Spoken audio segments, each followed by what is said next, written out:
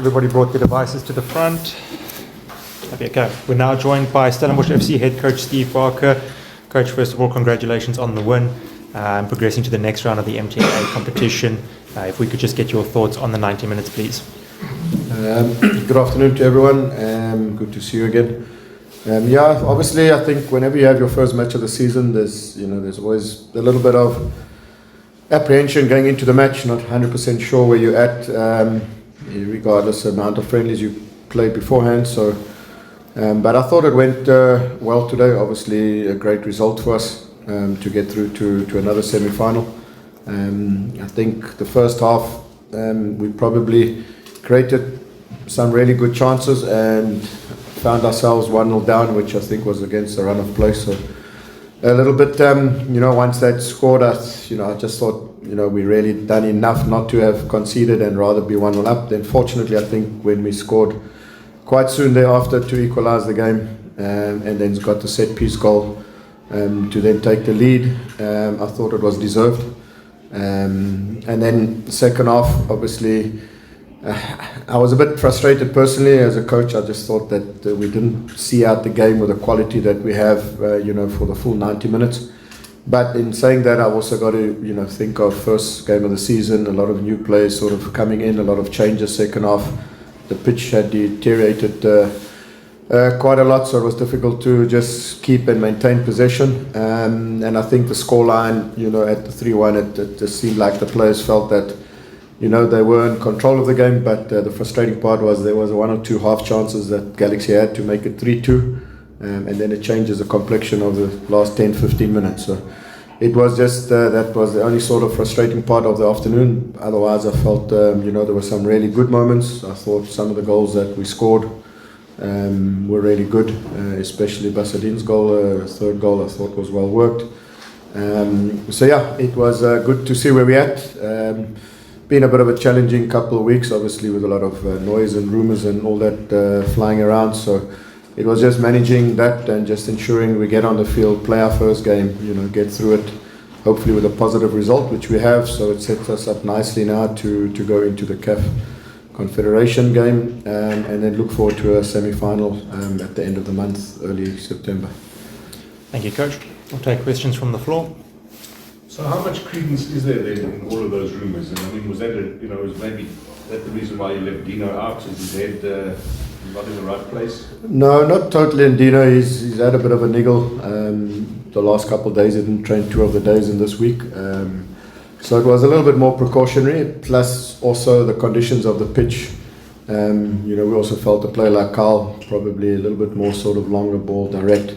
I wasn't too sure. Maybe they'd have started a player like Norkovic. I know he didn't play much in the pre-season, but we thought that because of the pitch, it might become sort of that type of game where Carl is a bit more suited, and also obviously protecting Dino from further aggravating the injury.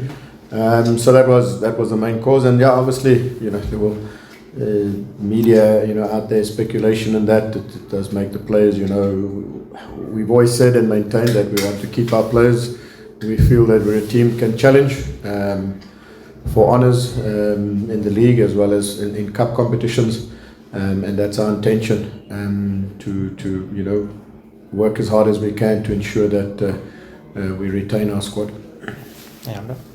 Coach, with the World Under 20 Series was here not so long ago, how was the pitch today? Yeah, it wasn't ideal. I think it's clear for everyone to see. It wasn't ideal for us either. I think that one goalkeeper coach, Greg Atafia, said no, the difference was that we knew how to play on the pitch, or we're used to it, but it's not the case. We don't want a pitch like that. We also want a pitch that is really in good nick. But unfortunately at that Under 20 World Cup, it was the same time that the rains were really, really heavy, and in this type of weather it's difficult for a pitch to recover. So hopefully once the worst rain is over and we start getting a bit of sunshine, that it can just it is a pitch that gets better quite quickly if just given a bit of opportunity to rest. So, we play in 3 weeks' time again in the second leg of the CAF. Well, are you playing? I'm not too sure if we're playing. Yeah, I don't think it's been finalised, Mark. I think it's more leaning towards Athlone. I'm not too sure what Athlone's looking like. they also had the same tournament there. But yeah, it wasn't ideal. But yeah, it's this time of the year where pitches in the Western Cape are probably at their worst. It can only get better from here on. Coach, you obviously with the media speculation on that, but it's a rare scenario where you've started a match at the beginning of the season with a team that played the previous season. You know, no new faces until bringing them on. Was that something you kind of enjoyed, not having to reshuffle completely? Yeah, no, I think you're 100% right. I mean, it's every single player that started were part of us last season. The same sort of attacking players, the midfield, defensively. So it was nice, and obviously having, you know, Broughton Omega, Sanele, as well as Bradley. You know, to have them on the bench, it does obviously give us a lot more options. So, you know, that's in terms of that, we're in a good space. We're probably also maybe a signing or two away from also being complete. But yeah, it was nice to have the same squad, and you know, even having a player like Ibrahim Jabbar back, you know, that's also a massive bonus for us. Unfortunately, he didn't get any minutes today, but he's looking really sharp, you know, fitted in, getting back. So he's almost like a new signing as well. Take another one in front and then Mark. You obviously mentioned his goal, but a really good performance from Fawaz. Corners as well, a good weapon to have.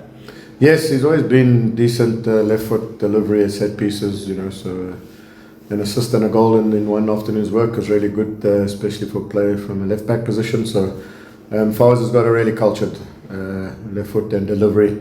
You know, we're fortunate to have a player like Sanele Barnes as well, who in my opinion is also right-footed, one of the best set piece deliverers. So hopefully this season we can look to, you know, score more goals from set pieces. You can't without good delivery, so great delivery, something that we work on at the training ground. So yeah, a much needed goal at the time. Can I ask two, please?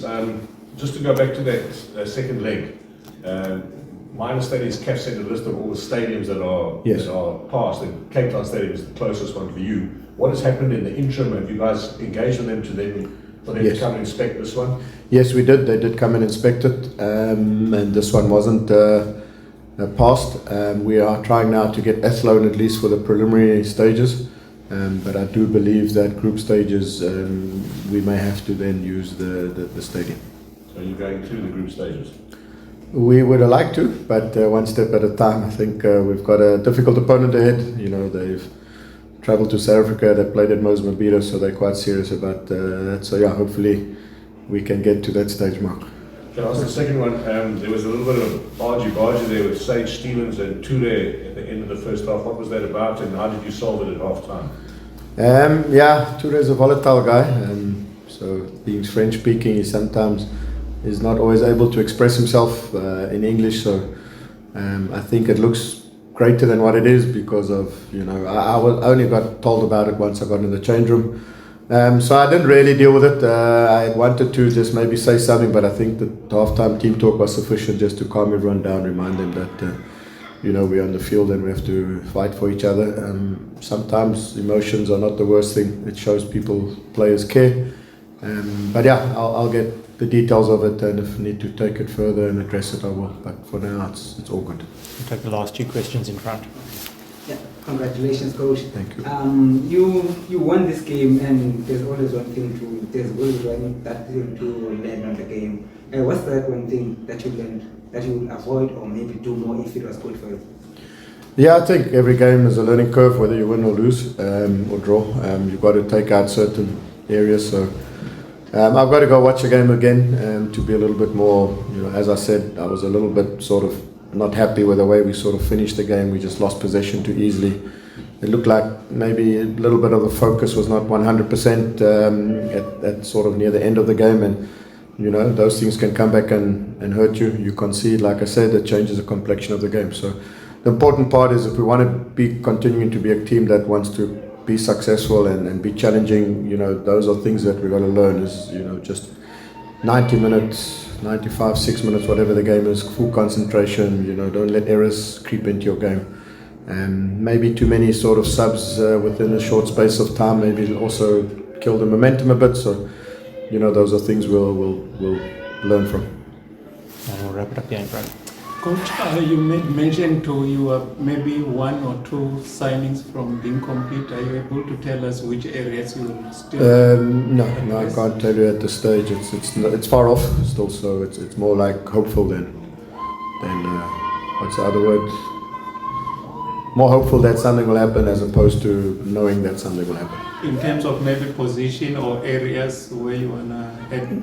Yeah, I think we're quite solid all round. Obviously, at right back has always been a bit of a concern for real sort of competition for Dino. We see Carl Jurgens playing as a midfielder and a 6 more often than not. So we want him to develop there long term. But he's also shown to be a really capable right back, as he showed again today. So that's maybe an area that we need to look at.